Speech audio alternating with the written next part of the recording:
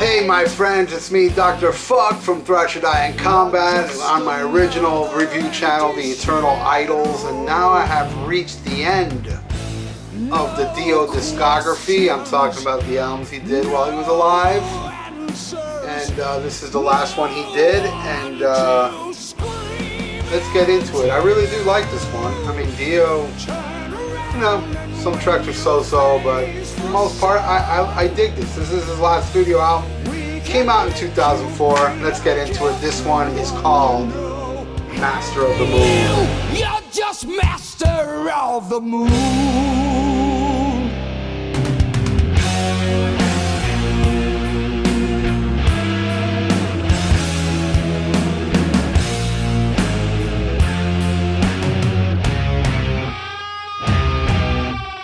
Master of the Moon, the 10th studio album, released in America on September 4th, 2004. And this one was produced by Dio. And returning is Craig Goldy, who was from Dream Evil and Magica. And then, isn't that weird? Like, he was on Magica, and then Doug Aldrich took over, and then he came back. Weird. But you know what's even weirder is also the returning on this album is from, yeah, all the way from Angry Machines and Strange Highway, Jeff Pilson, who was in Dokken, now he's in Foreigner, as I record this. He was the bass player on this album, but this is the weird part. The weird part is because of prior commitments, he left, and filling in for him is a guy that has been on so many tours on albums he didn't play on. I don't think any bass player has done as much as this guy, Rudy Sarzo, a big hero of mine, because Rudy Sarzo is also from my hometown, which is Hialeah, Florida, and he's Cuban. I'm Cuban-blooded, born in America, which makes me American first, okay? I'm proud of my heritage, I'm proud of my blood, but I was born in America. I'm not Cuban-American. I'm American with Cuban blood because I was born in America, not Cuba. If I was born in Cuba, I'd put Cuba first. My parents taught me that. Just to get off subject for a second here. My parents came from Cuba. They didn't speak much English, but when I was born, and same with my brother, they wanted us to learn English first. They wanted us to be proud of America and always pushing us out when we were able to vote. My parents love America, and they installed that on me, and I love America too. Anyway, I got off subject there, but Rudy Sarzo, like I said, he didn't play on this album, but he did the tour, just like he didn't play on Quiet Riot 2, and his picture's on it. He didn't play on Diary of a Madman, Ozzy, but his picture's on it, and he did the tour. His big hit, Mental Health, Quiet Riot, he did play on that one, but he didn't play on two of the songs.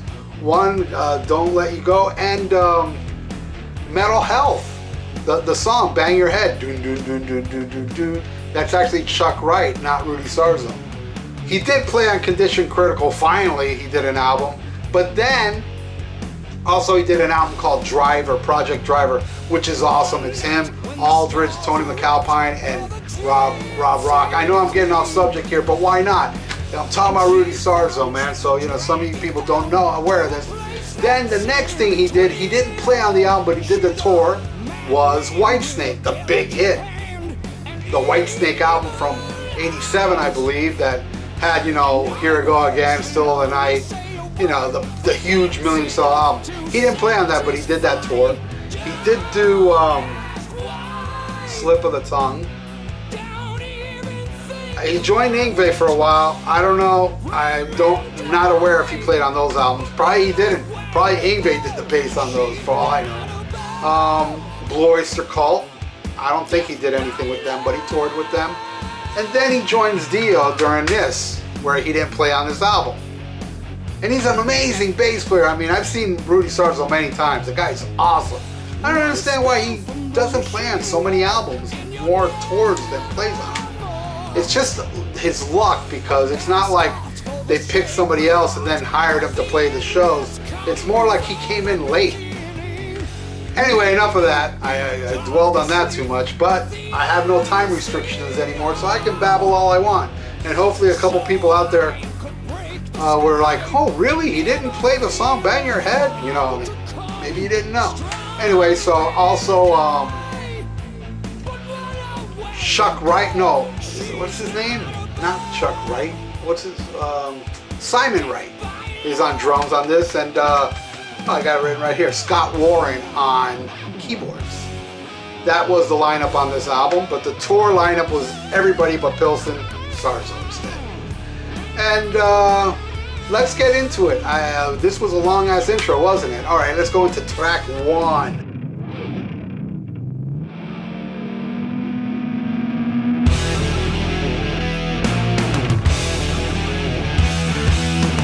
One more for the road. Now, this footage you're seeing here, this is from a show I saw in Fort Lauderdale.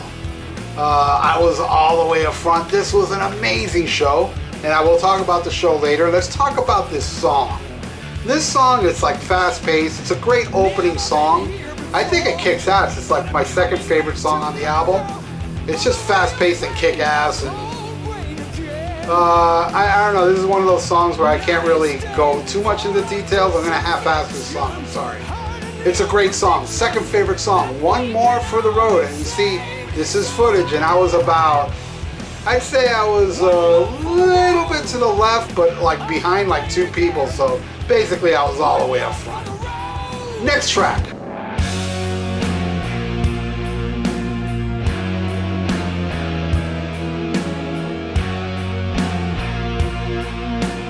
Okay, the next track is the title track, Master of the Moon.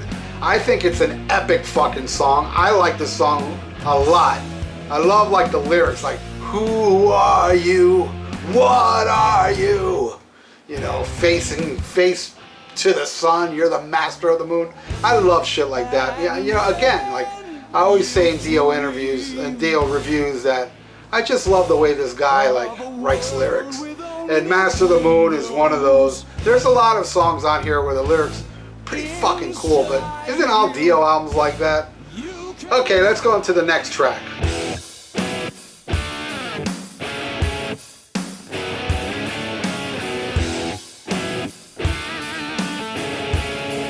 End of the World. This one kind of has a Magica vibe. The lyrics to this are kind of a little depressing. It's kind of like Dio saying, you know, it's the end of the world. It's the end of like the positive beliefs that the Dio band had back in the day, like, you know, reach for the stars, you're hungry for heaven, you know, it's like they were always positive, like, you know, your dreams can come true and stuff like that. But this song is kind of like none of that exists anymore. Kind of, you know, Angry Machines was kind of that way too. Very bleak, and I think in End of the World, you know, I don't know, I get the vibe Dio's just saying that there's no turning back, we're fucked. It is the end of the world, and unfortunately, it was coming toward the end of Ronnie's world, man, unfortunately. I miss him so much. But as a song, I think the song is cool, but depressing. Lyrics are, you know, whatever happened to rock and roll, man? Whatever happened, you know, to fucking believing in yourself and stuff like that? Seems like, you know, it's all missing now. Nobody cares anymore, and that's pretty much what this song's about. Bleak, but I dig it. Let's go to the next one.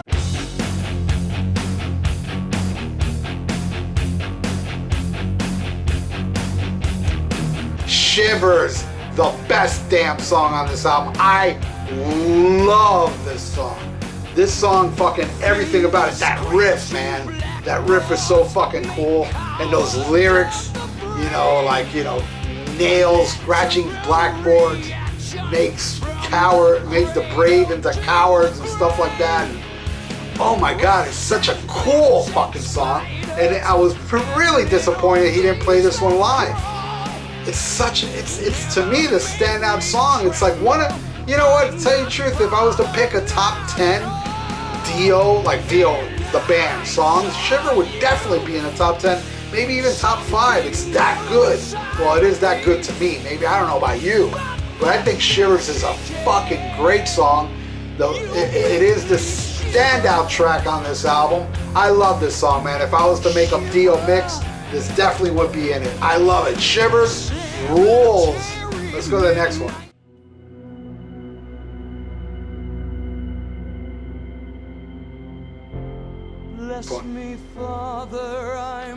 The Man Who Would Be King starts off like real mellow and then, you know, goes like, you know, kind of heavier.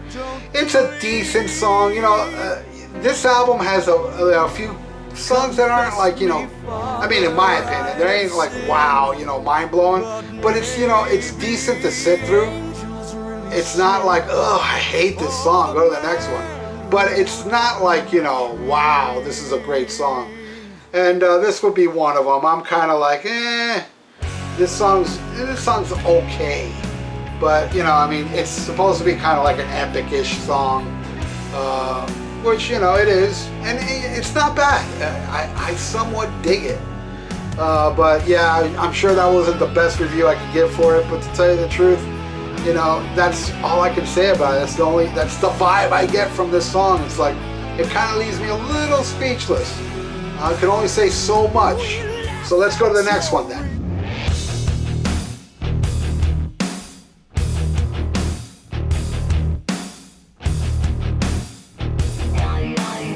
The Eyes. Here's another one that they played that night I saw them in Fort Lauderdale.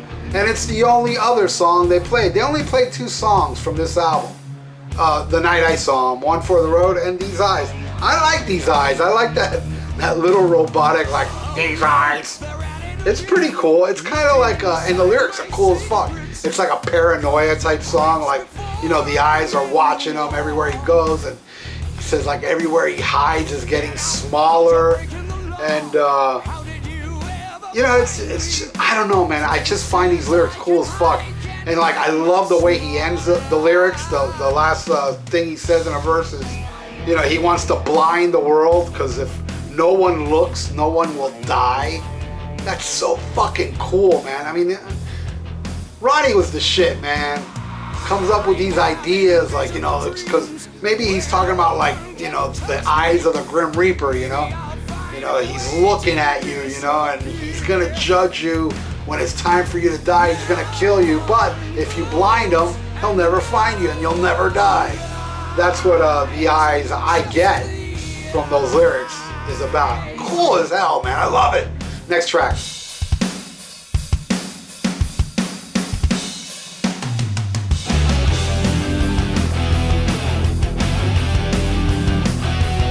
Living the Lie. This one's a fast-paced rockin' tune. Again, the lyrics, man. I'm not gonna get into the lyrics. Why don't you just go buy the album? Buy the album and check out how badass the lyrics are to the song Living the Lie. Trust me. You don't want to download it. You don't want to listen to YouTube, because if you listen to it on YouTube or download it for free, the lyrics they're kind of lame. But if you buy a physical copy, or even on iTunes, if you buy it, the lyrics sound much better. Support metal.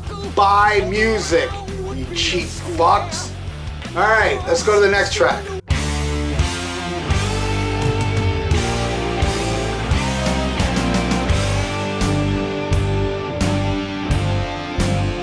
I Am. It's pretty cool. It's a filler, but it's enjoyable. You know, it's you know, the rest of this album I'm just gonna have to like breeze through. There's only another song left, and well, there's only 3 more songs, 2 more songs left technically. But I Am, you know, it's all right, man. It's again, like what I was saying earlier about End of the World. It's like kind of like, you know, it's a filler. Not End of the World, The Man Who Will Be King. It's kind of like a filler, but, you know, it's enjoyable. And I don't mind it. You know, I wouldn't press skip if I'm listening to this album. This album I would listen to in its entirety, because I really don't feel like there's a song that's like ill on it. So let's go to the next one.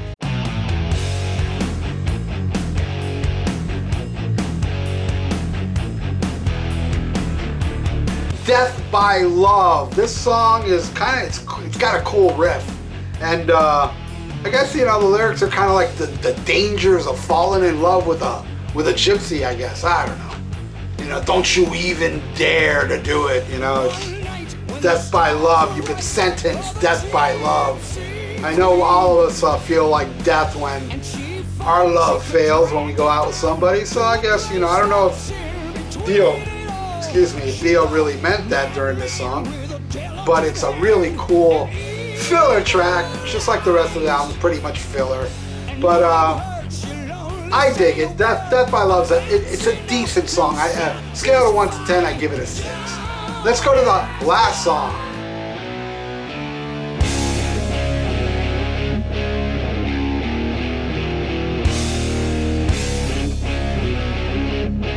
The last song is called In Dreams. Now this would happen to be the least favorite tune on this album. It's, again, like what I said before, I wouldn't skip it, but it's not like, like I said, it's my least favorite. There's a couple songs on here that didn't blow me away. This one doesn't blow me away either. And if I was to skip one, I would just end the CD because this is the last track. But on the Japanese version, which this is not the Japanese version, there is a bonus track, and here it is.